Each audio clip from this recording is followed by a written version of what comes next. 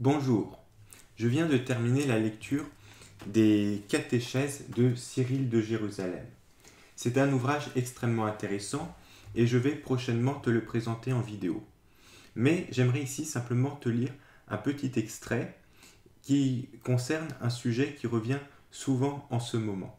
C'est un sujet sur lequel je reviendrai moi-même aussi dans des vidéos plus complètes, que j'ai déjà d'ailleurs abordées, mais il me paraît intéressant de te lire cet extrait. Cet extrait concerne le principe du sola scriptura. Mais avant de te le lire, j'aimerais te dire un petit mot sur l'auteur et sur le livre en question dont est tiré cet extrait. Cyril de Jérusalem, comme son nom l'indique, était l'archevêque de Jérusalem. C'était un archevêque de Jérusalem au IVe siècle. Il est né dans les années à peu près 310 et il est mort en 386. Il a donc vécu au IVe siècle. C'est un des pères les plus importants de cette période et il a un siège extrêmement important puisqu'il a le siège de Jérusalem. Mais cet ouvrage est aussi extrêmement intéressant et important car c'est la plus ancienne série de catéchèses chrétiennes que l'on ait.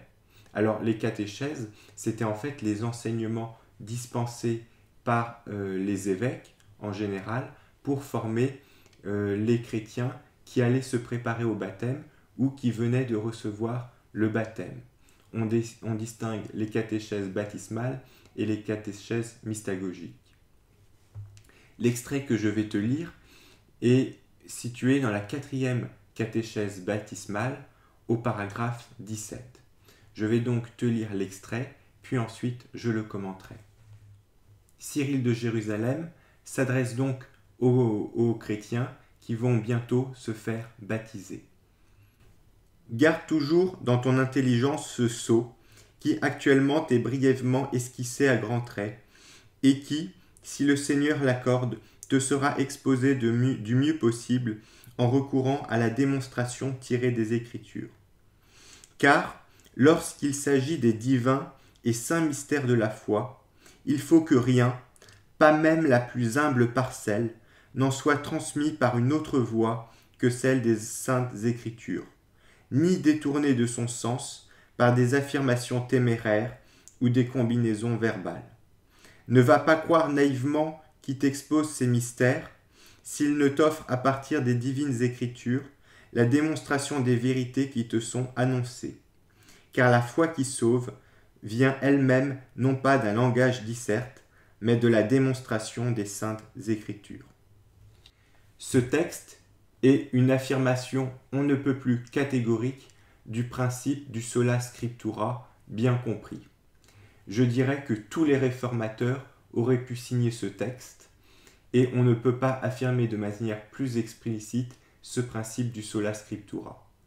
Cyril de Jérusalem dit très clairement que toutes les vérités de la foi sont contenues dans l'Écriture et qu'on ne peut convaincre les personnes qu'à partir de ces mêmes Écritures. Il y a un passage particulièrement fort qui est celui-là, car lorsqu'il s'agit des divins et saints mystères de la foi, il faut que rien, pas même la plus humble parcelle, n'en soit transmis par une autre voie que celle des saintes Écritures. En fait, ce texte réfute deux fausses conceptions du sola scriptura. La première, deux fausses idées. La première, c'est que le principe du sola scriptura, l'écriture seule, aurait été inventé par les protestants. C'est quelque chose que l'on entend souvent de la part des catholiques et des orthodoxes, mais ici on voit que c'est complètement faux, puisque ce principe est nettement affirmé par Cyril de Jérusalem, qui est un père du IVe siècle. Et en réalité, on voit que ce principe du sola scriptura bien compris se trouve est en fait l'opinion commune des pères de l'Église de cette époque. Mais la deuxième fausse idée qui est réfutée par ce texte, c'est l'idée que la tradition pourrait véhiculer d'autres vérités qui ne sont pas contenues dans l'Écriture, que la tradition vient au contraire vient compléter l'écriture. Or, c'est une affirmation que l'on entend souvent aujourd'hui de la part des catholiques et des orthodoxes, mais qui est totalement contraire à ce que les pères, justement, entendaient lorsqu'ils parlaient de tradition. Pour eux, la tradition et l'écriture étaient deux canaux différents de transmission de l'enseignement apostolique, mais un des canaux ne pouvait pas compléter l'autre. C'est-à-dire que si une donnée ne se trouvait pas dans l'écriture, on ne pouvait pas dire on ne pouvait pas la justifier juste à partir de la tradition.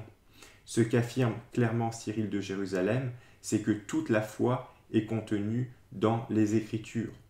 Simplement, pour les chrétiens qui n'ont pas accès à ces Écritures, eh bien, il y a la transmission orale. C'est exactement ce qu'affirme par exemple Irénée de Lyon dans son ouvrage Contre les hérésies. Mais en aucun cas, cette tradition, cette transmission orale ne prétend compléter l'écriture en véhiculant des mystères de la foi, des dogmes qui seraient inconnus des Écritures.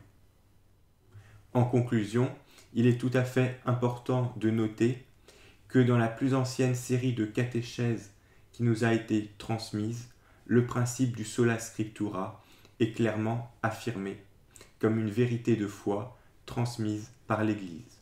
On ne peut donc pas invoquer la tradition contre le principe du sola scriptura, ni prétendre que la tradition pourrait apporter ou justifier des dogmes inconnus des Écritures.